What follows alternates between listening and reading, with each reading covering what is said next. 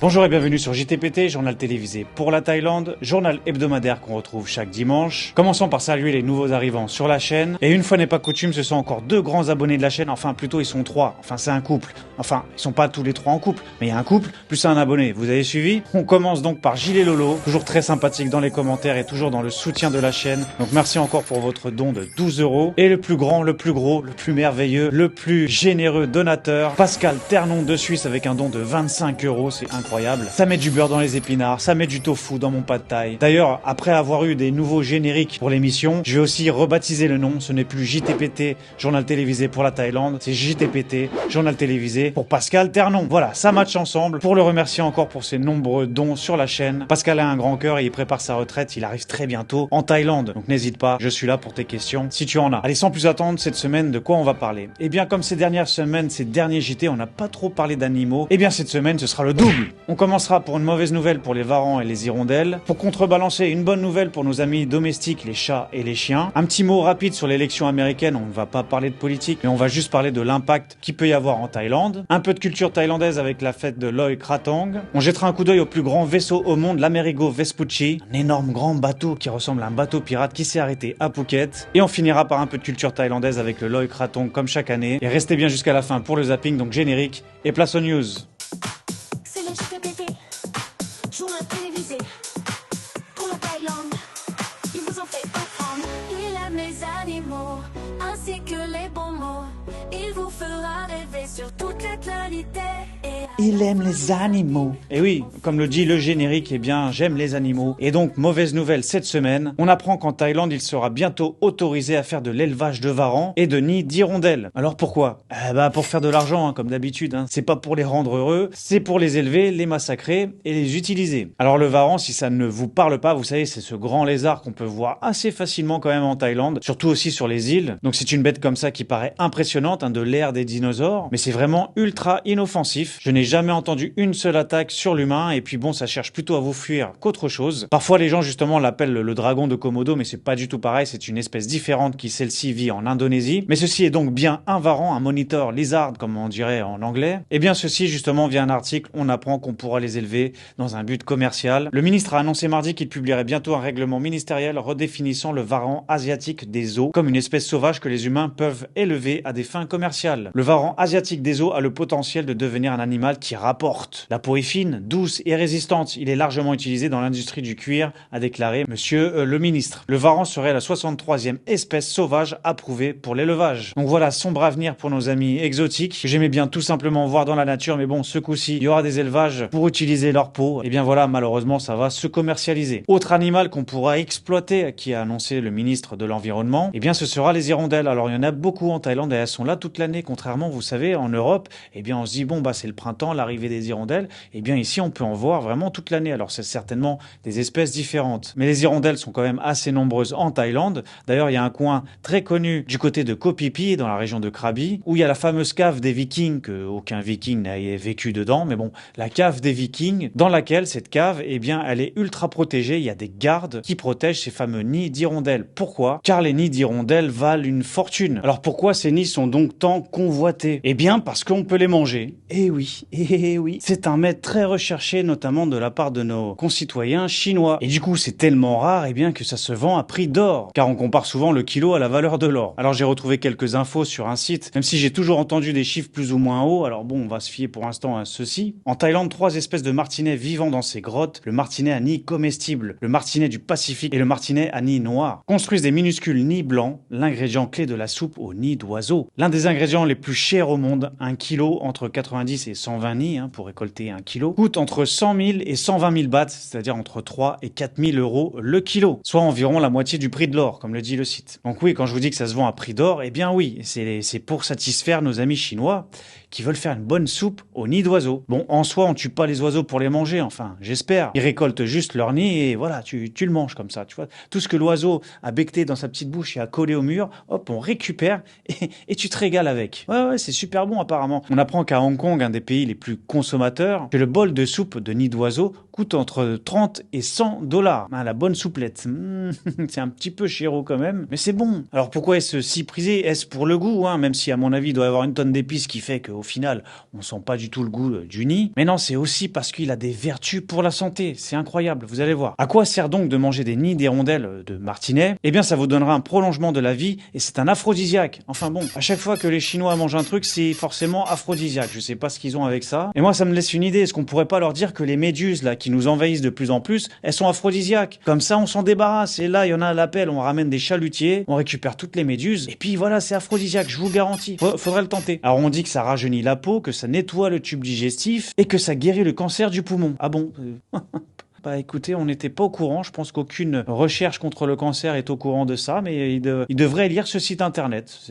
Enfin bref, c'est du n'importe quoi quand l'humain a décidé de manger quelque chose parce que ça lui faisait du bien, même si c'est totalement faux, c'est totalement placebo. Enfin bref, revenons à nos moutons, eh bien cette espèce d'hirondelle de martinet pourra être élevée aussi pour pouvoir en faire un business, j'imagine, de nids comestibles. Donc on ne se félicite pas de rajouter des espèces exploitables à la liste. Alors je risque de me manger des commentaires comme c'est déjà arrivé sur Facebook. Oui, toi t'es qui pour donner des leçons? Retourne en France. En France, vous gavez des oies. Alors oui, je suis aussi contre ça. Je suis contre tout, moi. En fait, tout ce qui est exploitation animale, je suis contre. Donc il n'y a pas de comparaison à faire, premièrement. Et de deux, c'est pas parce qu'on est de France ou d'un autre pays qu'on peut pas donner un avis sur un autre pays non plus. Donc les excités du bulbe.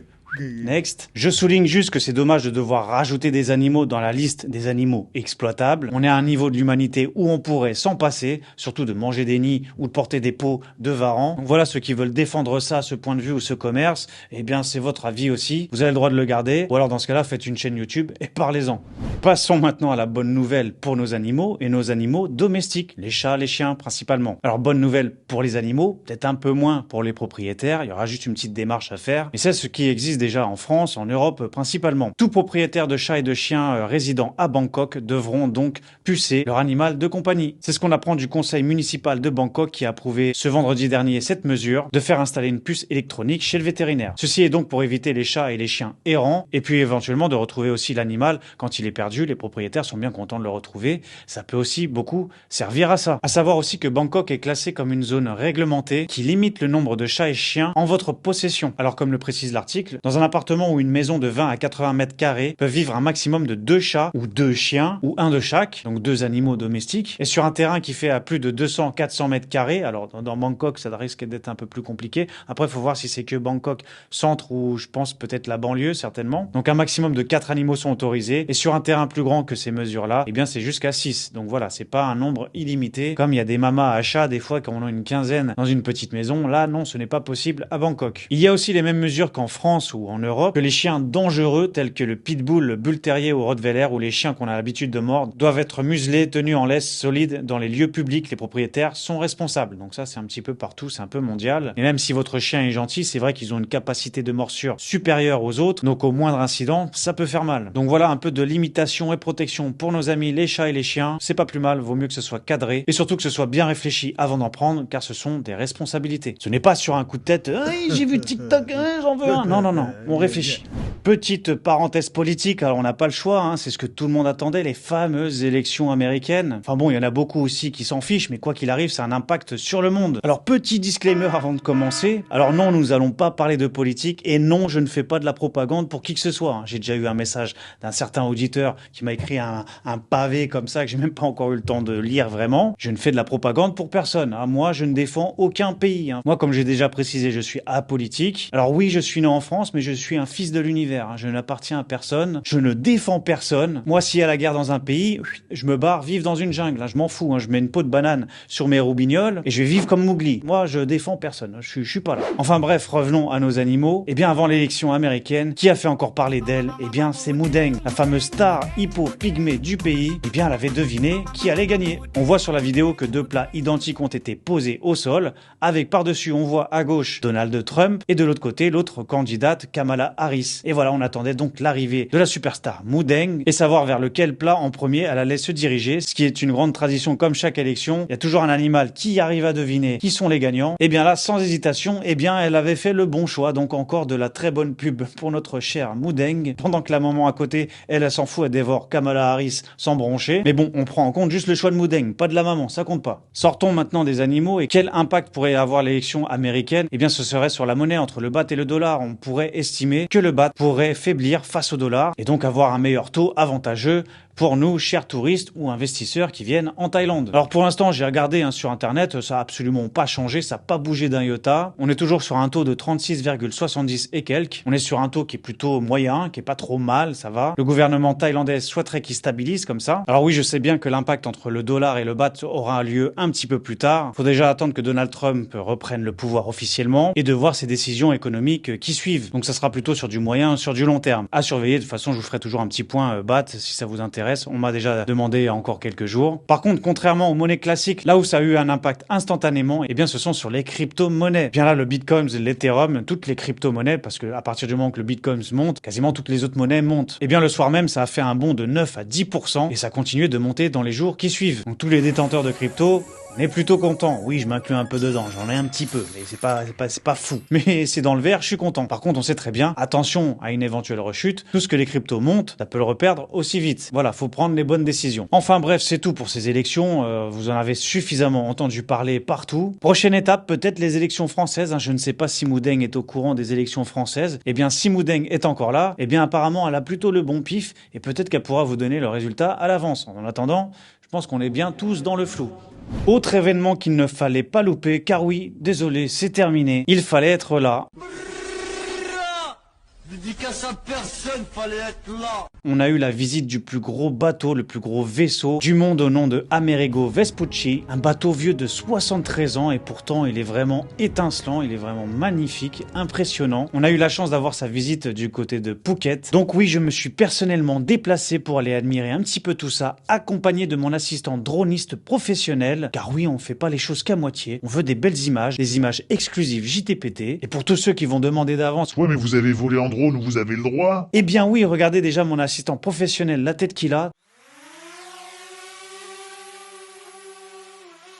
Ça se voit qu'il rigole pas. Eh bien oui, notre professionnel, il a tout bien fait. Il a l'autorisation de la Commission nationale des télécommunications et de l'audiovisuel NBTC. Il a aussi la validation de l'autorité de l'aviation civile de Thaïlande, la CAAT. Il a aussi l'autorisation du commissaire Poonpong au commissariat de Phuket Town, ainsi que l'approbation du comité aérien des corbeaux mélancoliques. Et pour finir, la validation des dauphins roses albinos aquaphobes de Surat Thani. Donc tout est bon, tout est en règle. On peut voler dans les airs, au-dessus de la mer. On est OK. Donc maintenant, place aux images. Regardez un peu ce magnifique vaisseau, ce magnifique bateau qu'il était possible de visiter, mais regardez un petit peu la file d'attente, une file extrêmement longue, presque interminable, même si au final ça avançait un petit peu vite. Mais ce qu'on peut aussi remarquer, c'est justement tout le monde fait une seule file d'attente, tout le monde se tient bien, personne ne double, il y a du respect, c'est incroyable. On aimerait voir un peu plus ça en Europe. Donc notre droniste professionnel avec toutes les autorisations nous a offert plusieurs angles de vue pour immortaliser ce bateau qui fait actuellement le tour du monde, qui a fait escale à Phuket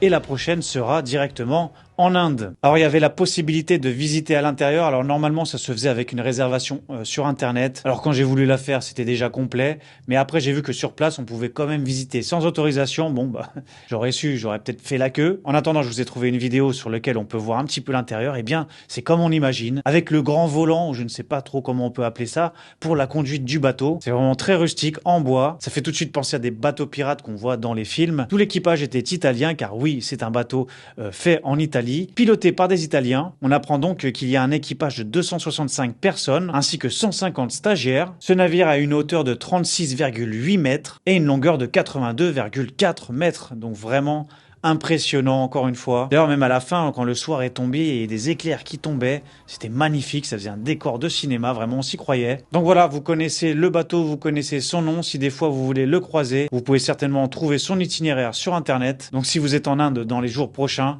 vous avez des chances de le voir. Un peu de culture thaïlandaise comme chaque année le 15 novembre, une des plus grosses fêtes, une des plus jolies aussi. Le 15 novembre, le Loi Krathong. Vous savez, c'est les petites embarcations faites avec des petites bougies, des feuilles de bananier, des fleurs, etc. Eh bien, on pose ça sur l'eau pour exaucer nos petits vœux. Et aussi le grand lâcher de lanternes. Alors c'est vrai qu'autour de ça, il y a de plus en plus de mesures prises pour éviter la pollution. C'est que déjà l'année dernière, au lieu de tout lancer dans la mer ou dans les canaux de la ville, eh bien on pouvait poser la petite embarcation sur des petites piscines, sur des petits coins d'eau prévus pour. C'est toujours mieux que de laisser ça dans la nature, même si c'est des feuilles de bananier, etc. Ça n'a rien à faire en masse comme ça, par milliers, par millions dans l'eau. Ça cause des problèmes. Mais voilà, c'est une fête qui est fêtée partout dans le pays, que tout le monde aime, que beaucoup de touristes viennent aussi participer. Alors il y a un très bon article et complet, bien détaillé sur toute la Thaïlande.fr. Je vous mets le lien dans la description. Vous allez voir tous les événements dans toutes les régions, toutes les villes. On peut voir le festival Loi Krathong et des bougies de Sukhothai avec des temples éclairés, des feux d'artifice. Le canal Padung Krung Kasem à Bangkok, par exemple aussi, si vous êtes du côté de la capitale. Festival Yipeng de Chiang Mai. Un autre endroit à aller voir aussi à Bangkok, c'est le Wat Arun, un des plus grands temples connus de la capitale. Du côté de Phuket, il y a un événement aussi à Rawai, même si on sait aussi qu'à Patong Beach, il va y avoir beaucoup de marchés, beaucoup de stands de street food, de concerts, de petits stands pour acheter vos embarcations, etc. et beaucoup de lâchers de lanternes. Ça, c'est un petit peu partout. Donc voilà, si vous l'avez jamais fait, jamais vécu, c'est sympa à voir, à vivre. Et c'est donc le vendredi 15 novembre prochain. Allez, sans plus attendre, passons au zapping. Eh bien, restons jusqu'au bout dans le registre des animaux. On a vu nos amis les varans. Eh bien, regardez par exemple, un Thaïlandais en a retrouvé un dans son jardin qui se retrouvait la tête coincée dans une conserve. Car oui, ils sont très curieux, ils mangent un petit peu tout, ils sont omnivores, préfèrent forcément des petits mammifères, des poissons, etc. Mais s'il y a un peu de nourriture humaine, ils vont pas y dire non. Malheureusement, il a été un petit peu trop curieux. Alors le Thaïlandais essaye de l'enlever premièrement en se méfiant un peu parce que, comme j'ai dit, ça n'attaque pas. Mais bon, on sait jamais, faut pas non plus se faire mordre, il pourrait y avoir une infection. Visiblement, sa tête était bien coincée, même en le tirant vers le haut, ça ne lâche pas. Et avec un petit peu de persévérance, eh bien, boum, mission réussie, il a pu respirer et revoir à nouveau et aller retourner dans sa jungle un petit peu plus loin des humains.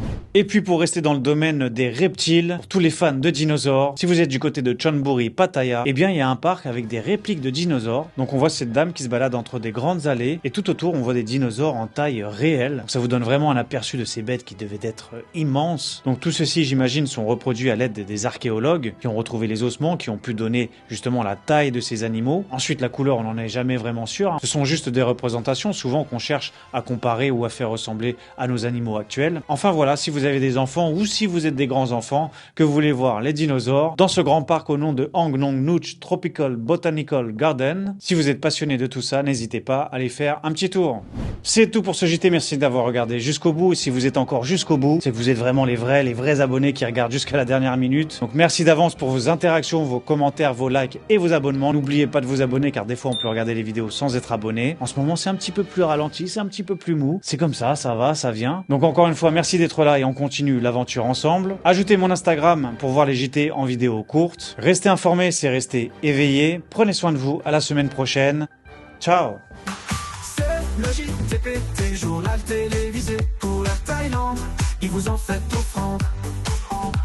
Ce n'est que du bon. Dixit Docteur Poisson, pas besoin de s'en sortir les becs. Nico il est direct. C'est le JTPT, journal télévisé pour la Thaïlande. Ils vous en faites offrande. Tout comme David le Suisse dans les escaliers, ça a glissé à la fin du zapping. On fait tous un clapping, un vrai journal Thaï. Ça bye.